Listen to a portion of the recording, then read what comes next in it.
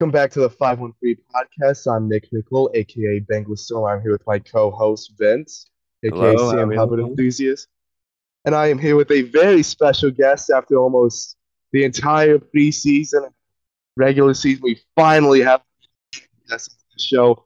Lawn snapper, greatest hair next to Trenton Warren, Cal Adams.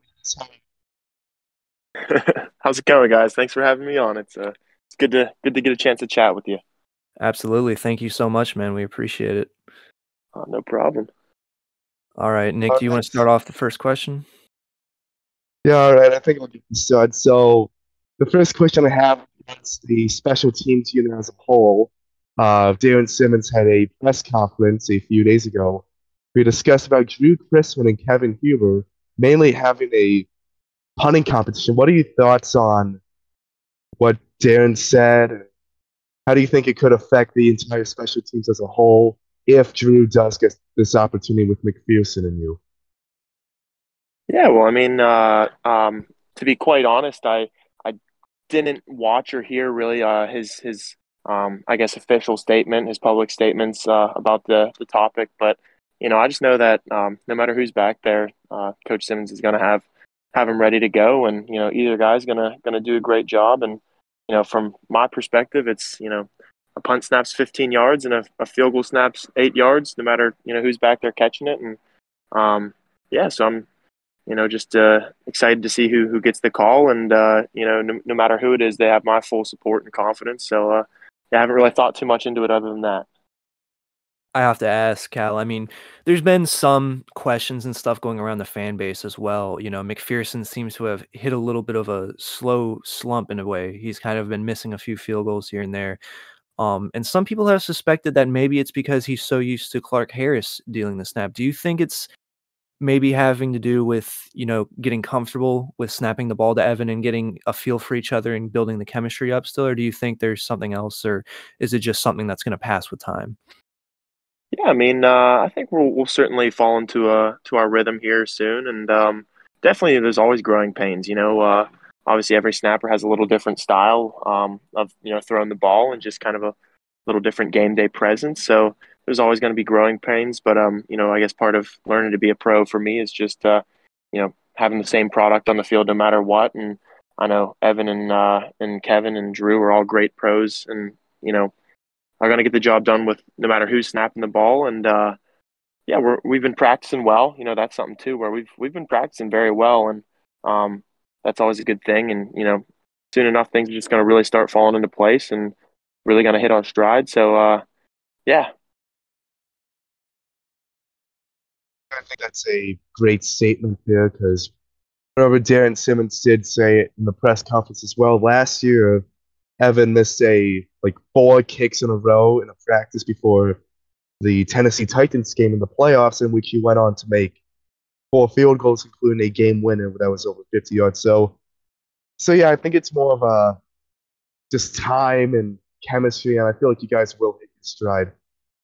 All right, so Absolutely. the next question I have for you is, do you have any specific goals for the second half of the season? Because so far you just got through in there after Clark Harris's pec injury, in which this is like your first break where you just get to settle down, reflect on what's happening, move forward. Is there any goals that you're looking forward to for the second half and maybe even the playoffs? Yeah, for sure. I mean, I think my goals throughout the season are going to stay pretty consistent and just trying to improve each game and be patient and just kind of trust the process of just being coachable by Coach Simmons and being a good teammate to the other guys in the room. And yeah, I think my mindset's going to be pretty consistent the entire year, but I like to think that the more games I get under my belt, there'll be kind of just an exponential growth and comfort growth and things like that will really help me to play my absolute best as the with each game, with each additional game, play a little better than the last. And that's really just my goal through this entire year, and I think that's really all I'm going to be thinking about through the rest of the year. I have to ask as well, man, with Clark Harris being the original long snapper and the main guy for this team for so long, what's it has he been teaching you some things? Has he been giving you tips on the side and stuff? And just what's it like if he has just learning under Clark Harris and just what's the relationship like with him? Yeah, absolutely. I mean, it's been extremely helpful to, work with him through the entire off season and, have him still in the building helping out, through these first, I guess, 8 games that I've played. And he's just a guy that's been in the league for that long, just has such a depth of knowledge of just the game and how to be a pro and how to approach, your preparation and how to approach game days, how to, approach each snap as its own, individual event. Um, so just having him there has been a great help. And but I'd say especially just in terms of the preparation and really knowing what I need to do to, make sure I'm ready to put a consistent product on the field every week. And I want to follow up as well. What do you think is the most valuable piece of information Clark has also told you so far and just shared with you? Yeah, I think some of the most valuable information I've gotten from Clark has really just been about um, just how to just on game days really realize, hey, it's still just football. Early on, you're every rookie, your first couple games, you're just like, wow, I'm in the NFL. This is crazy. But as soon as you step between the lines, like it's the same thing you've been doing your entire life, and it shouldn't feel much different either. And that was something that he really kind of made sure I understood and has helped me just kind of really I guess shrink the game and keep it in perspective and enjoy being present on game day and never let the situation I guess get too large. I like what you say about that with Clark. I mean, the whole being a rookie those first few games, I guess it really didn't help him used to be being at Dallas, MetLife, first ever whiteout at Paul Brown Stadium.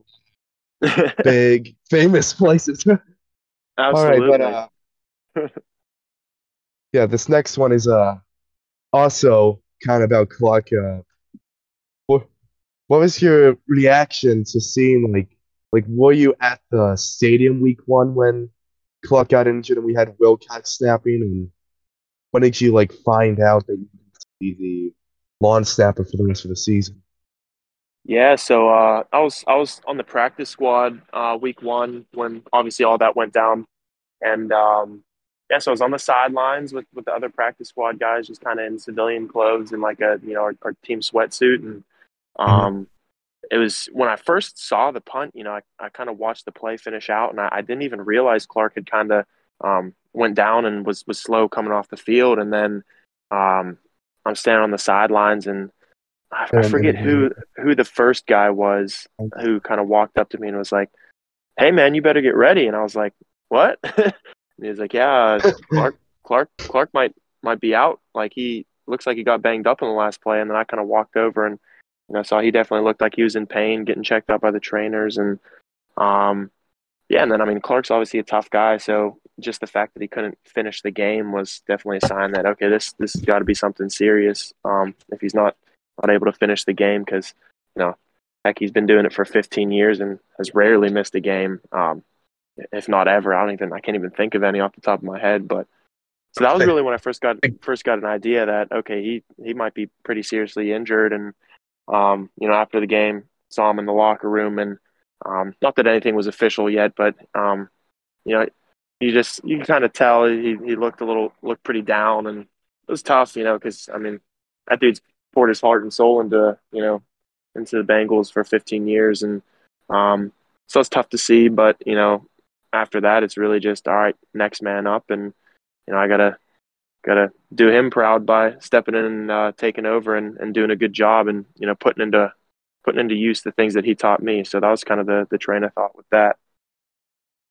I want to go in a more personal direction too. I want to ask about where you came from and stuff. Obviously, you grew up in Pittsburgh a little bit and went to some Pittsburgh schools and stuff. When you were a free agent heading into the draft afterwards and figuring out which team you're going to be a part of and stuff, was part of you kind of hoping to keep with the Pittsburgh pride and going to the Steelers and stuff, or were you just looking for any opportunity? Yeah, I mean, obviously, when your hometown, you always kind of dream of playing for your hometown team. But the next best thing is playing against them and beating them. So Mm. that was definitely in the back of my mind, and just the relationship I built with Coach Simmons through the offseason. Just, I mean, I feel like I kind of hit it off with him off the bat, at the combine, and I just liked, obviously liked his resume and liked what he's about, and just seems like a not only a good coach but a good man, and that was just very attractive to me towards the Bengals organization. And yeah, I mean, to be quite frank, the Steelers really weren't in a position where they needed a long snapper coming into this year. So, coming out of college, teams are pretty upfront whether, if they just don't need someone at your position, they just gonna say, hey, like, you're a good player, but we just don't need you. And it doesn't really go much further than that. So I kind of was aware off the bat that the Steelers weren't in a position where they'd be wanting to sign an additional snapper, and it just happened to be that Coach Simmons and Coach Taylor and the Bengals were the staff that I really felt most comfortable with. So that's kind of how that played out. Do you feel like you have that pride that you need to beat Pittsburgh now a lot more? No, absolutely, absolutely. I mean, we had a kind of a saying in college where the biggest game is always the next one. So it's just it's another game. It doesn't really matter who we're playing. We're going to prepare the same way. But there certainly is some additional excitement to be coming back to my hometown to play. So, but similar to what I said earlier about some of the things Clark taught me, just gotta stay consistent with my mindset, and my attitude, and just don't let it get too big either. Yeah, absolutely. Yeah, and speaking about the Steelers, the Sunday night football game that you had planned, the Steelers next week got moved to a 4:25 game. How has been your reaction to the entire team and locker room's reaction to that? Yeah, to be quite honest, I mean, obviously everyone loves playing on the biggest stage, but there was kind of a minimal reaction. Just we're just ready to play. It's I think it was Joe Burrow had a cool clip I saw on on Twitter from one of his press interviews, just saying, hey, we'll play him in the middle of the field, off the highway or something like that, and that's really the truth. We're 6 just a.m. yeah, exactly. The time, the place, it doesn't really matter. We're just looking to put another one in the win column. Absolutely, as always. Um, Another thing I have to ask as well, just speaking of getting in the win column and stuff, there has been some bumpy roads this season, of course. I have to ask, with the locker room and stuff, and just being 0-3 in the division so far. I mean, what does anything seem to feel a little different, or is there anything like you guys are working on to better and stuff? And is there just it would just what's the current mindset right now of the locker room, you feel like, and what do you feel when you're in there? I mean, obviously coming off the last game versus Carolina, I think the Yeah, main thing we're that was absolutely incredible, by the way. Great performance. thanks. That was a fun one. So that's really the I guess the thing on the forefront of our mind is just feeling like we're catching a little bit of a stride, and obviously it's better to work out the kinks early on and catch your stride um, right away about halfway and really make a run through November and December. And I feel like that's what we're in a position to do. And, kind of another old saying that we had in college, I'm sure it's not unique to my school individually, but one of our coaches always said, September is for pretenders, November and December is for contenders. So we're trying to be contenders. And I think we're putting Absolutely. ourselves in a position to be that through the home stretch. And through that home stretch, do you think there's any specific games the guys are kinda circling and eyeing and trying to really prepare for extra? Or is it still That's just one game at a yeah, time no matter what? that's tough to say because I mean, there really is uh, just a from my perspective of even just being here for what, maybe not even 6 months. It seems like there's just a really solid culture of guys really just taking it a week at a time, and um, appreciating kind of the magnitude of every game. Every game's important, and not looking past any opponent. And I yeah, so I really think guys are pretty just locked in and into, first and foremost, getting our legs back under us over the bye week, and then when we get back in town and get on the practice field again, it'll be all about the Steelers and just taking it one game at a time. I like that mentality. I mean, we're going with that Carolina game. It's the first ever Bengals game I went to. So, yeah, speaking about that, that was, again, really incredible to see. If I didn't live 10 hours away from Cincinnati, I'd have to go to every home game now. Just how good you guys were. Yeah, But no, I know the pain of that. I live pretty far away. I'm going up to the Bills game though, January. So Okay. I'm excited to see you play there too, Cal. Awesome. Yeah, that's gonna be fun. That's gonna be a good time. Absolutely. Anyway, Nick continue. Sorry. yeah, but the last question I have is, what has been like a actually it's not coming off the top of my head right now. I just had it. uh, I'm All sorry. good. I screwed you up there, Nick. I'm sorry. We ruined his train it's of going thought. back to the yeah, it's going back to the Pittsburgh thing. What is your thoughts about heading to well, not Heinz Field, whatever it's called now, but heading to Pittsburgh, playing the Steelers? You're trying to go to 6-4. You're from Pitt. So I'm just wondering, what is your train of thought playing this team? Absolutely, yeah. I mean, just it's just exciting. You know, it's every game is exciting, and there's definitely a number of different factors between coming back to Pittsburgh and playing at what's now Acrisure Stadium. Where I played for 5 years in college, and then obviously playing against Kenny, who was a great teammate of mine at Pitt. So there's certainly a number of external factors that I um, can't ignore, but at the same time, consistent to what I kind of touched on earlier. Just you gotta acknowledge those things, acknowledge those factors, and then really just put it in the rear view and focus on what I need to do to you know play my absolute best. And that's really where my mind's going to be at. And yeah, I'm just looking forward to kind of seizing the moment on a big fun stage like that. And yeah, other than that, that's really all that's on my mind regarding the Steelers. How did you come into long snapping and stuff? How did you start as a long snapper? What got you into it? Yeah, so my dad actually was the first one to kind of suggest I do some long snapping. Basically, in high school, I was a tight end and fullback, and I was on a pretty solid high school team.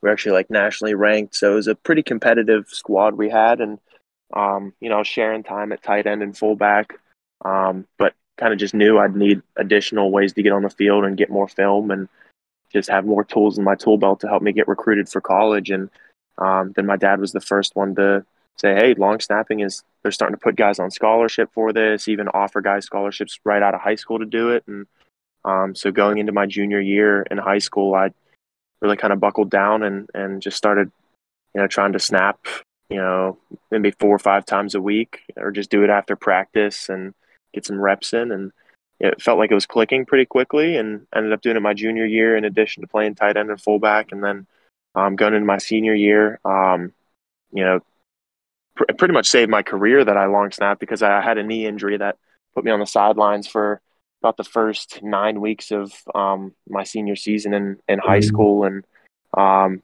was able to still do some snapping like later on in the rehab process. So I wasn't like completely. I had to miss maybe like 7, 8 games, and then the kind of eighth and ninth game I could just like long snap, and that was about it. But going into that season, Pitt had given me a preferred walk on to go to Pitt and long snap, and they stuck with me even after my injury. And at that point, I was like, all right, they stuck with me, and playing Power 5 football is what I've always wanted to do. And after that, it was just a no brainer to go to Pitt and see that through. And had a great staff there, and was able to start as a freshman. And then because of COVID, was granted an extra year of eligibility, and ended up playing 64 straight games there, and snapped a lot of footballs, and got a chance to keep playing now at this level. So that's really how I started snapping, and what brought me to Cincinnati. That's awesome, man. As a long snapper too, I mean, what do you think is harder for you to do? Do you think it's harder to snap a punt or a kick? Yeah, it's funny. I feel like there's always ebbs and flows. You mean like punt or field goal? Or Yeah, punt or yeah, field okay. goal. Yeah, there's always kind of just like ups and downs through the season where, certain weeks one is just clicking or one is almost effortless and the other, for whatever reason, you're trying to tune something up and it becomes a little more challenging. And it's like anything where, some days it's easier than others, but something I'm learning and in the process of, just trying to be a better pro is, no matter how I'm feeling, just being able being able to put a consistent product out there is the most important thing. So in terms of one's easier than the other, it really just it depends, man. Day to day, week to week. Sometimes one Just feels super sometimes you easy. feel yeah, just sometimes you feel like you're struggling with one, but then you do fine with the other, and then it's flipping around, right? Exactly. Sometimes Yeah. things just click. Yeah, that's amazing, man. And, which players do you think have you built the strongest relationship Yeah, I think obviously the so far? guys in our specialist room I've built a pretty good relationship with so far. Um, Absolutely. and then the other rookies, we spent a good bit of time through OTAs and the summer together. We all kind of were living temporarily in like a hotel together during the summer and OTAs and camp, and so definitely gotten pretty close with the other rookies. Um, and then, I feel like I've gotten pretty close with Michael Thomas. He's one of our core special teams guys and, veteran, been in the league for what I think 11 years or something like that now. And, he's been a great help to me as well, just in, just how to be a pro. And Clay Johnston is another guy, another core special teamer who's been very helpful to me and has just, helped me along the way so far. Yeah, we also interviewed Clay. He was a great interview. So, yeah, I can definitely see that, absolutely. Oh, he's an awesome guy for sure. He Nick? talked to us about the Smash Bros nights he has with some players. So I'm just now wondering, does he invite you to that? I haven't got the invite yet, but now that you mention it, I'm gonna have to Ah. call him out on that. Yeah, absolutely. Call him out on that for sure. We gotta see who's the Yeah, better Smash player. absolutely, absolutely. I know him and some of the linebackers have been playing. They got back on the Fortnite train, I guess now. Yeah, I So, saw that. Ah. I saw like 3 linebackers and Wildcats were playing Fortnite. yeah. So maybe that's been in the substitution for the Smash Bros, I guess. Yeah. I got you, yeah. Um, I think also another thing I have to ask as well, just Burrow, what's your impression of Burrow, man? Yeah, I mean he's just obviously a great player and a great leader as well. And he's a dude that commands the room, and when he talks, everybody shuts up and listens, which is what you need out of a quarterback. And so it's been great to just be a teammate to him and learn from him. So I mean he in my books he's lived up to the hype so far as really being a great one. Has he been more authoritative these last few weeks with the losses you guys have been dealing with and stuff? Has he been trying to step up and get the guys going more? I think that's something that maybe could have taken place more kind of in meeting rooms and different, unit meetings, but his I his energy from my perspective has just been consistent. And that's I think that's a great thing too, because it really just shows that there's no panic in the locker room. And he trusts what we're doing. And you know having him as our uh, I guess visible team leader, his trust in what's going on leads more guys to trust and buy in as well. Absolutely. And do you have any funny stories or anything like that so far with your time with the Bengals about any players or anything you may want to share? Let's see. Just anything that's just really memorable to you off the top of your head, maybe. Yeah, I mean, there's definitely some intense ping pong games that go on, so that's always entertaining. Ooh. But yeah, I mean, for me, everything's still so new to me in general. So it's just neat to see and start playing with guys that I've watched play before, or play against guys that I grew up watching play, and you kind of realize, okay, they put their pants on one leg at a time too, and it's there's definitely a lot of quirky dudes in the league. Like everyone, if you're playing in the league, you're probably a little bit of a different guy in some way. Yeah. Yeah, that's great, man. Nick, do you have any other questions? No, I think that's all I got. All right, I'm good too here, man. Thank you so much again for coming on, Cal. We really appreciate it so much. Yeah, no problem. Glad I was finally able to get on, and look forward to being in touch. Of course, I hope that we get a lot of people to view your store, man, and get to learn more about you and stuff, and really appreciate you as a player of the team, man. Yeah, appreciate it, guys. Thank you. Of course.